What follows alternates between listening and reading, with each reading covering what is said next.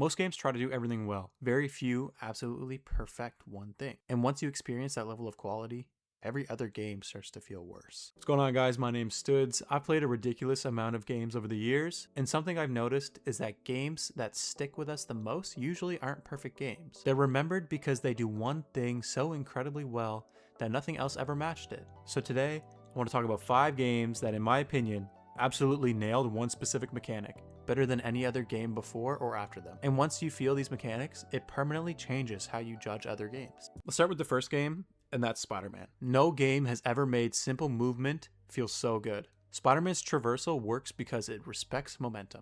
You don't just press a button and instantly go fast. You earn speed. The lower you swing, the faster you move. The better your timing, the smoother your flow. Every swing feels physical. You feel the weight of Spider-Man's body pulling against the web. And because of that, you're never just traveling from point A to point B. You're constantly engaged. You're deciding when to release, when to dive, when to web zip, when to cut a corner tighter to keep your speed. And that's what makes it feel so special. Traversal isn't downtime in Spider-Man. Traversal is the gameplay. Most open world games treat movement like a chore, something you skip with fast travel.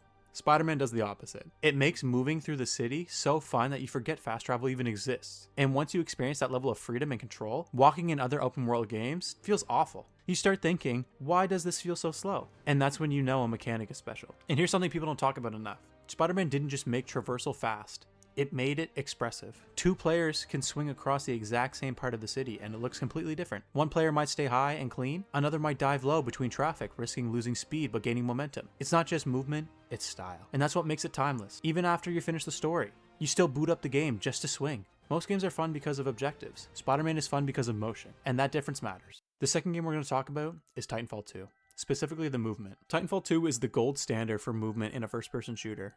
And the reason no one has ever truly copied it is because most shooters aren't willing to commit this hard. In Titanfall 2, movement isn't something you unlock later. It's available from the very first second. There's no stamina bar limiting you, no awkward cooldowns, no clunky animations between your flow. You wall run, slide, double jump, grapple, and it all chains together seamlessly. The better you are, the faster the game feels. Not because the game changes, because you do. Gun skill matters, sure, but positioning, momentum, and speed matter just as much. Sometimes even more. You don't feel powerful because your weapon is strong. You feel powerful because you're impossible to pin down. And once you truly learn this system, every other shooter feels like you're stuck in the ground. Titanfall 2 didn't just add movement to a shooter.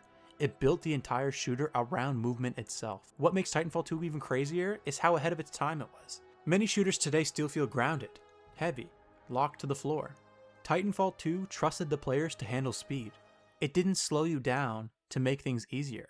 It said, here's the full movement system, figure it out. And because of that, there's still a skill ceiling people haven't hit yet. Even years later, you can watch high-level players and see routes you didn't even know were even possible. That's when you know a mechanic is deep, when it's still evolving. The third game we're going to talk about is Doometernal, and specifically its combat flow.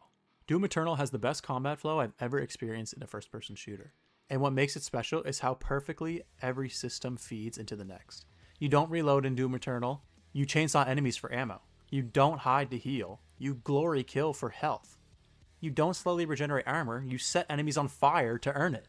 Every enemy on the battlefield is a resource, and the game forces you to constantly move, constantly engage, and constantly think. Standing still can get you killed. Playing passively gets you killed. But once the system clicks, combat stops feeling chaotic. It starts feeling rhythmic. It's like solving a puzzle at 200 miles an hour. You're making split-second decisions, swapping weapons, managing resources, and when it all comes together, it feels incredible. No other shooter forces you to play this aggressively. And once you experience combat at this pace, slower shooters feel boring. And what I love most about Doom is that it doesn't compromise. It doesn't care if you want to play slow. It doesn't care if you're uncomfortable at first. It forces you to engage with the system the way it was designed. And once you stop fighting it, once you lean into the aggression, it becomes one of the most satisfying gameplay loops ever made. You're not hiding behind cover. You are the threat.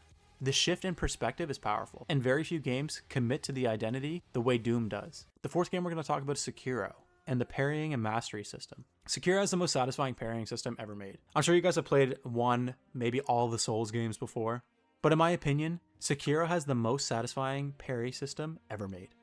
And the reason it works is because the game refuses to let you cheat. You can't overlevel your way through Sekiro. You can't hide behind a broken build. You can't outgear the problem. If you're losing, it's because you haven't learned the fight yet. Every enemy becomes a conversation. You attack, they respond. You deflect, they adapt. And when you finally break their posture, it feels earned in a way very few games manage to achieve. The sound design, the visual feedback, the timing, everything reinforces that feeling of mastery. You don't win because your stats are higher. You win because you got better. And no other game has ever made skill growth feel this rewarding. Sekiro also does something most games are scared to do. It respects your intelligence. It doesn't over-explain. It doesn't flood you with tutorials for hours. It teaches you through failure. And when you finally beat a boss that took you 20 attempts, you don't feel lucky. You feel capable. That's a completely different emotion. And that feeling sticks with you long after you finish the game. The final game we're going to talk about is Max Payne 3 and its gunplay feel. Max Payne 3 still has the best feeling gunplay I've ever experienced, even years later. And what makes it special is weight. Every weapon feels heavy. Every shot has impact. Every enemy reacts realistically. The sound design alone does half the work. Guns are loud. Recoil feels aggressive. Enemies don't just fall over. They stagger. They stumble. They collapse. And then there's bullet time. Diving through the air, lining up shots in slow motion. It never gets old. You feel like you're barely in control, reacting to chaos as it unfolds. And that's what makes it so satisfying. Even today, most shooters don't feel this good. Max Payne 3 nailed the physical feel of a shooter better than almost anything else. Max Payne 3 also understood something modern shooters sometimes forget. Impact matters. When a shot connects, you feel it. When you dive into a room, it should feel risky. There should be weight, consequence. Max Payne 3 made every encounter feel dangerous. And that tension is what made the action satisfying. It wasn't just flashy, it felt real. And here's the bigger takeaway from all this. Perfection doesn't mean flawless. None of these games are perfect overall. They all have issues, but they each chose one thing and obsessed over it.